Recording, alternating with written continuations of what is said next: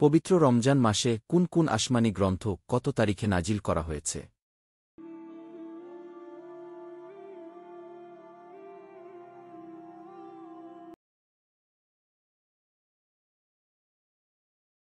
রমজান মাসের প্রথম দিনে ইব্রাহিম আলাইহিসসাল্লামের উপর সহিফা নাজিল করা হয়।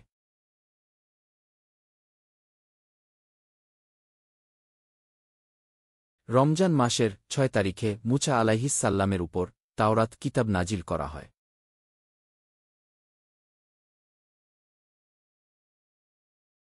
রমজান মাসের ১৩ তারিখে ঈসা আলাইহিসসাল্লামের উপর ইনজিল কিতাব নাজিল করা হয়।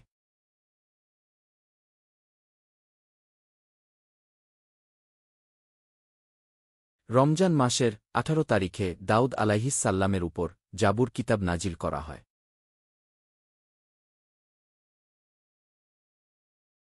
এবং রমজান মাসের ২৪ তারিখে মুহাম্মাদুর রসুলুল্লাহ সাল্লাল্লাহু আলাইহিসসাল্লামের উপর মহাগ্রন্থ কুরআন মাজিদ নাজিল করা হয়।